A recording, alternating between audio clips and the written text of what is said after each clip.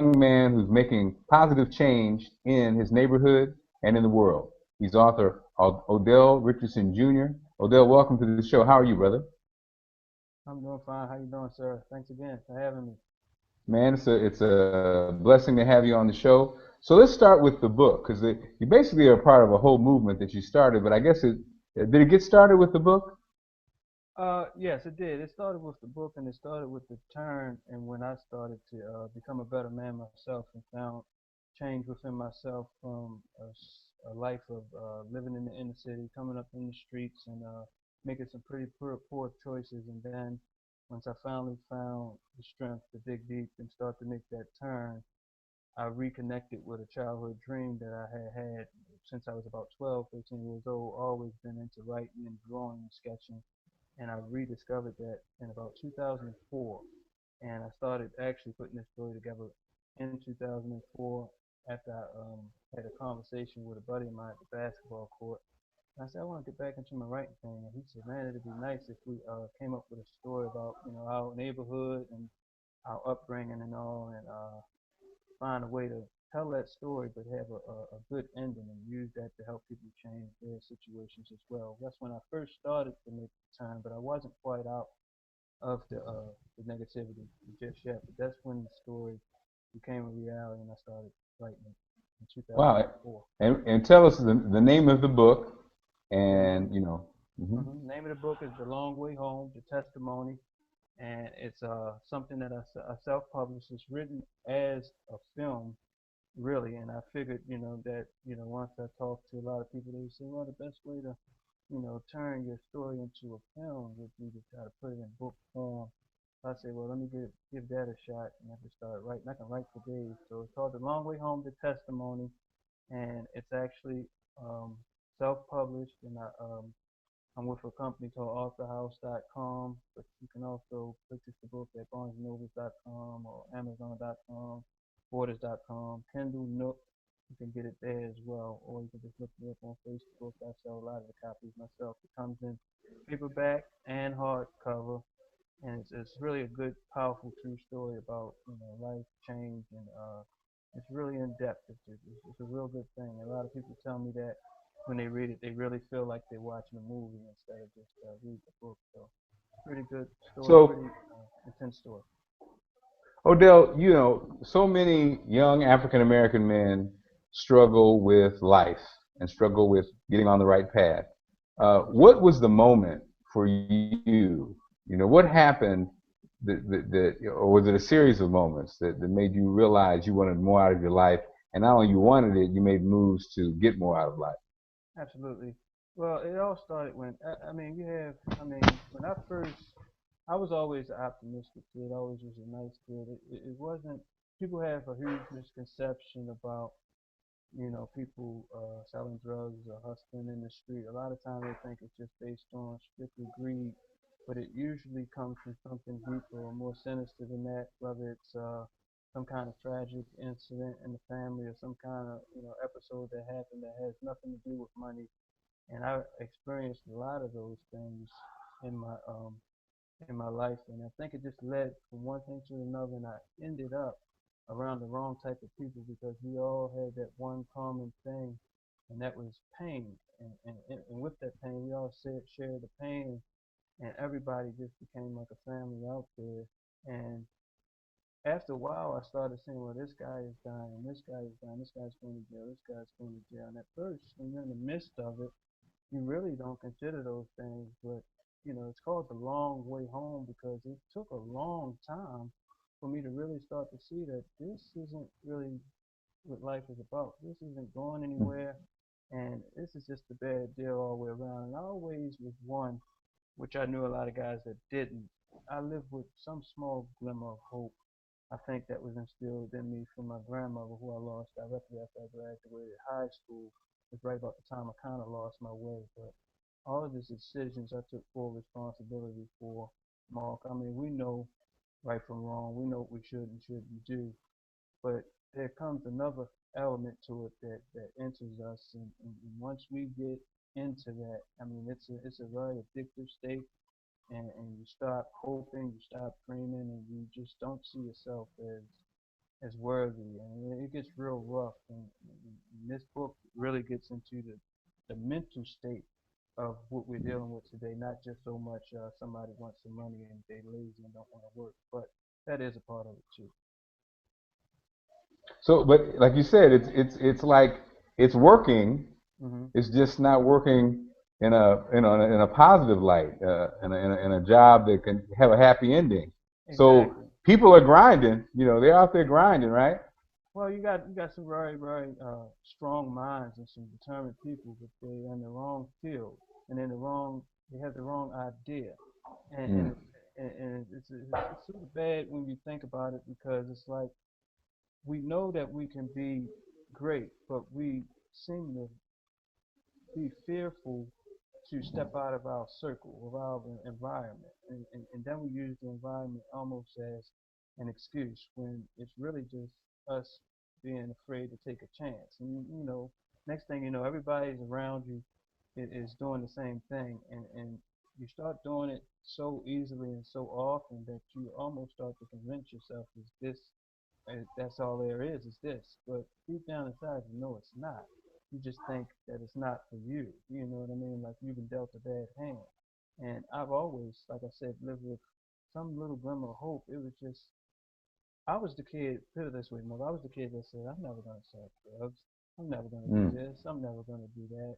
And I honestly believed that when I was in high school and things like that. But one thing led to another, and the next thing, but it was not based on greed. Like a lot of times when people do these stories, they want to talk about how much money they made or how they did this or how they did that. And this is so far from that type of story.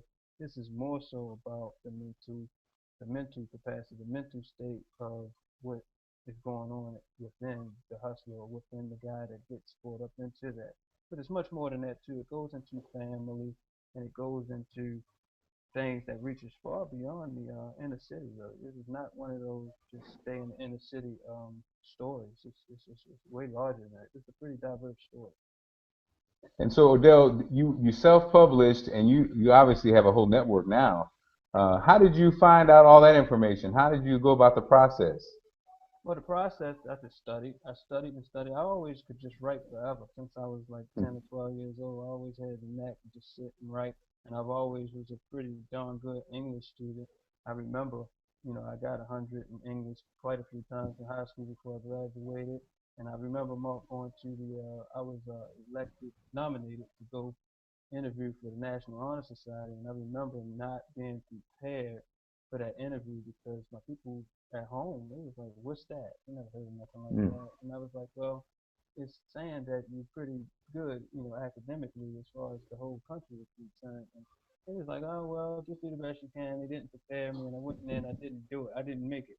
And I was really disappointed. I remember coming out of the interview throwing a tie in the trash can that they took like Man. forever to get me. They took forever to tie my tie. Nobody in the house didn't even know how to tie a tie. So I was like, man, this is ridiculous. But at the same time, I always, remember when I had to stand up in the class and they said, well, you nominated. The only guy in the class nominated, and people were standing up clapping. So I always had that with me. But it was like for me, school was home and home was hell. Mm. When school ended, it got really bad for me. It went downhill.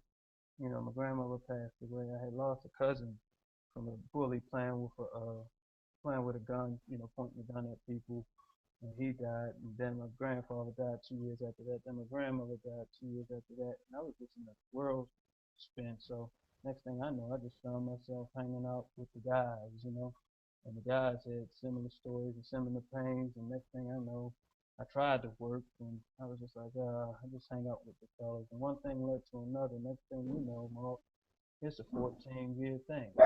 And Wow. it seemed like it was a nightmare. And all of a sudden, in 2004, I woke up. And it's a unbelievable thing. I mean, the deaths and the tragedies and the situations that you get yourself involved in. I never heard a fly the whole time, but I mean, I was shot at and shot and robbed and the whole ball of wax. And then I found myself, I had to get away from that. I could get away from the inner city.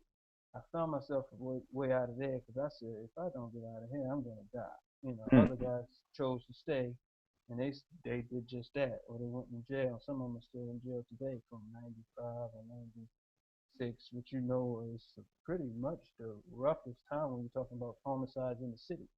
Mm. I think 1993 we had 353 homicides. We haven't reached that since. So those '90s was a rough era where it was drugs were plentiful and they were easy to get and they were not as expensive as it is today. And next thing you know, I found myself. I said, well, I got to get at least out of this environment. But the game was already embedded in me, so it was hard to walk away from that.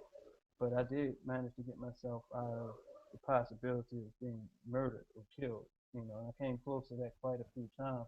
Next thing you know, I'm in areas where people typically don't think that type of stuff goes down, that type of activity exists. And, some people think that's what's hindering me now, Mark, because of that information that's in just in the text or whatnot. But I mean, it wasn't even about, white or black or race or anything like that. It's just about I want to try to stay long enough so I can get enough strength and hope to turn my life around. You know. Man. And so, Odell, so like you said, we kind of have a world where some people have no idea Mhm. of what you're talking about. I mean, they Right. see it on TV, it's Yeah. cool on the ID channel or on their favorite detective show, but Yes, sir. as far as their life, everyday life, it's not a reality for them. Then you Right. have people who live it every day. Yeah. So when you came out of it, Mhm. and now you're like you say in a world that's It's a totally normal, different world. It's a totally totally different different world. world. Yeah. Do you tell me? Tell me initially. What do you feel? Do you feel guilt? Do you feel embarrassment? Do you feel just joy because you are like, wow, my life is totally different, and I can now see opportunity? What's the initial feeling when you kind of escaped? The initial feeling was it was a feeling that God is with me, that God has a bigger plan for me, and I Mm, started seeing that somewhat inside of the actual. When I was still living it, I kind of felt it more because I kept saying, "Why is everybody dying, going to jail, and I keep some kind of way slipping through?" And mm, when I really got out was the last time I was caught, which was 2005. And the situation, and it kind of like helped me understand what we're dealing with the Trayvon Martin case. And mm, what people don't understand is there's a difference between the law and a difference between the truth sometimes. And sometimes they're not one and the same. I got locked up. I was caught red-handed, Mark, and that was the end. And not only was it the end, I had started writing this story before I got in trouble. I was finished. It was finished handwritten. I was done writing it, by hand. It was already done. And then I still was going on, because the addiction to the fast life and the money was. I was getting out, but I was moving too slow. I think that's how I look at it. Like God said, you're moving too slow. You're gonna get out, or you can't straddle the fence on this. And so I got myself in trouble. I'm faced with 10 years no parole. And the only reason we can have this interview today, sir, is because of a law that was written. And the law states that on a mandatory sentence in Baltimore County, anything with a mandatory sentence on it, the actual everybody involved on the case, from the state side, whoever, they have to physically be seated in that courtroom. And if they're not, then you can't give that person that no parole mandatory sentence. And that's why I sit before you today, because someone, when I bailed out of jail, when I first got arrested, 2 days later I bailed out. But in that 11 months, one of the chemists that's supposed to be present during trial, he retired. And wow. by him retiring, they could not then give me the no parole sentence. So they gave me, instead of 10 no parole, they gave me 10. And then the judge said, well, he's never been to jail before. And she suspended 8. And I wound up doing 7 months instead of getting out of jail in 2018. So, and then that's the dynamic of what we have here when we're talking about the Martin situation. It's like, because it's not against the law or whatever to go behind the guy, and because you can't speculate what exactly happened. You got these laws that come up that will actually benefit someone who's actually guilty. And that's why I can look at it from an angle like, well, if that law wasn't created, then I would be still in, and I was guilty. So I looked at Wow. the Wow. situation a little differently, but at the same time, in Trayvon's defense, is no excuse. He should still be with us. And so you're right. And I think that's the emotionality, if that's a word, that we're feeling towards this case. I think that was a perfect observation, Hmm. Odell. There's a difference between something being right or wrong Hmm. and how the legal system works. Yes, it's a I big think difference. I think what people have, and again, especially if you've never been involved really in the law or in a legal Yeah, system, yeah, you or have politics. this Yeah, right. You have this expectation of it starts when you're a kid. If you do this, there will be repercussions, right. and you will suffer somebody's going to suffer the consequences.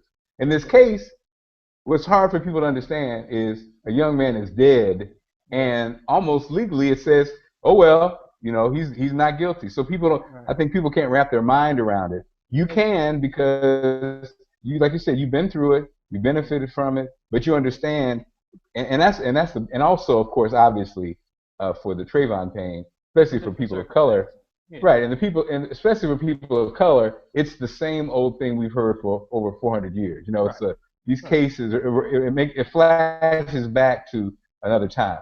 And So it back to goes your a lot book. deeper. It goes a lot deeper too, Mark. Because It goes a I lot mean, deeper.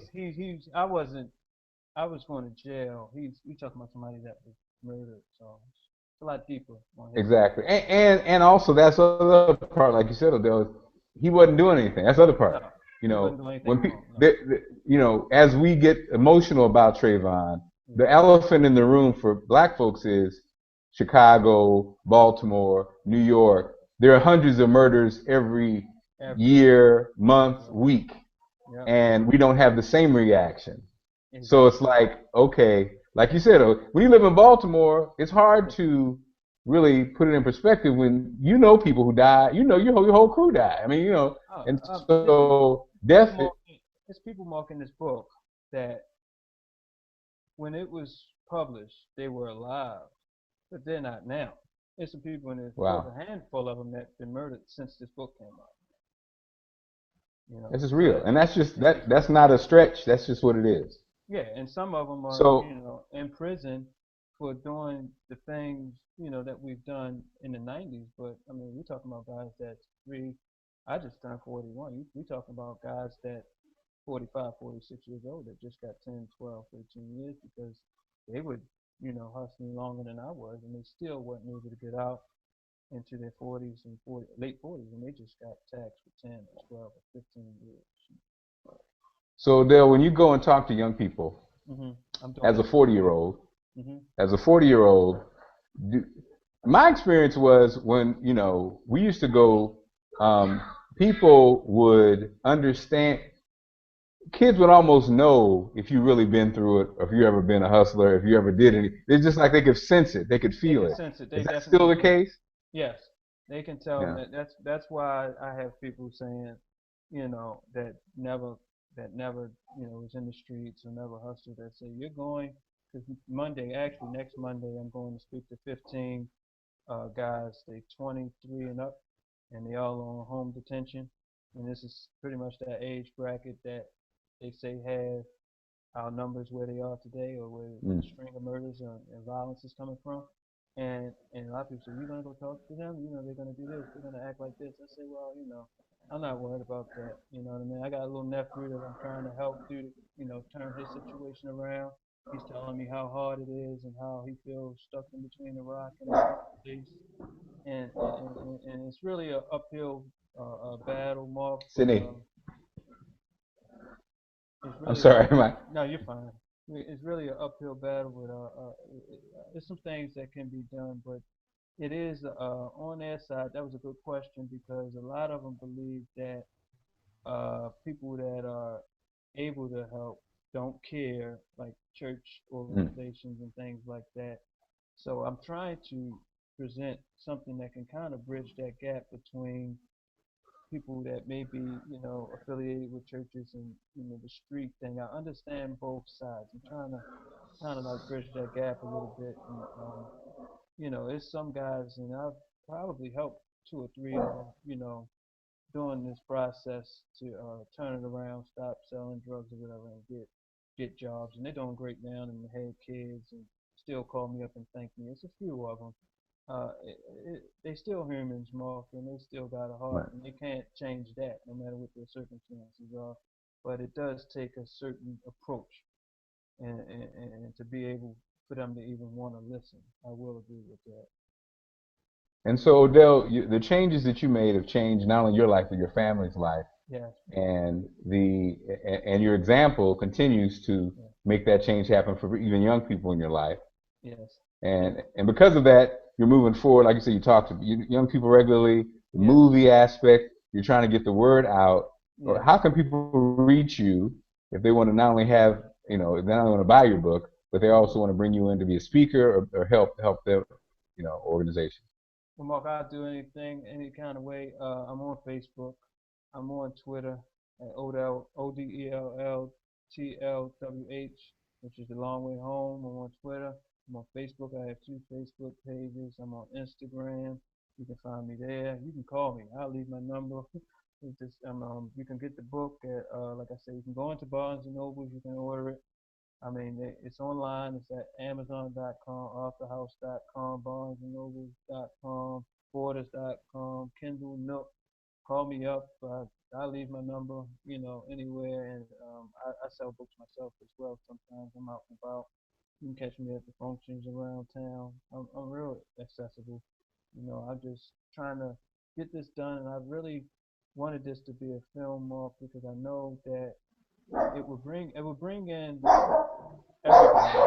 Like I said, it's a very diverse film. A lot of people think that because like a lot of the subject matter that me and you just spoke of, that it pretty much stays in the realm of well hustling and drug deal. It goes a lot deeper than that, and it's if you had to pick like sides, whether you're talking black or white or whatever, it's like a 50-50 split between the two. It's a lot of situations with other races and things like that that play out in the story, which makes it unique and not just your typical inner city thing.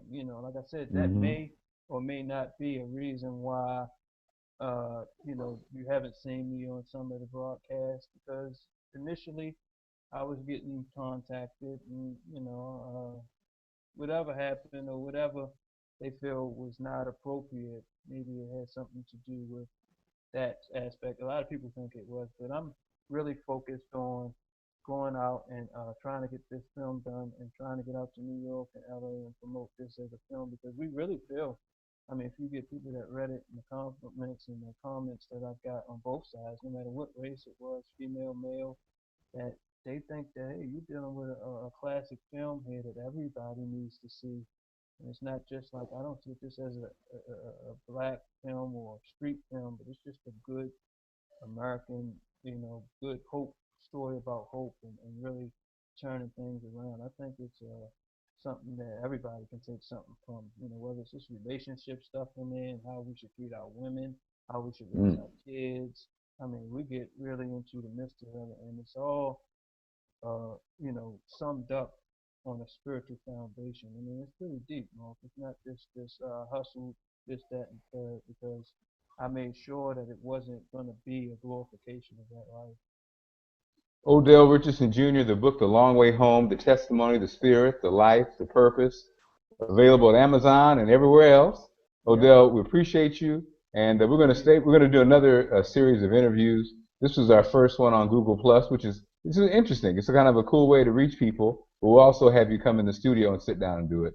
And anything I can do to promote you, I'll do it, brother. So, and I got, Thank you. hey, we got the movie idea. We got a couple contacts that we could share to make that happen too. So I appreciate it. again, And before we go, hey Mark, man, make sure you pass it yes, on to everybody that we just came out with the video. The Long Way Home, the testimony. You have to put it in on YouTube in full in order to, see the video. I need as many oh, hits as I can get on that. We said okay, we summed the whole entire book up.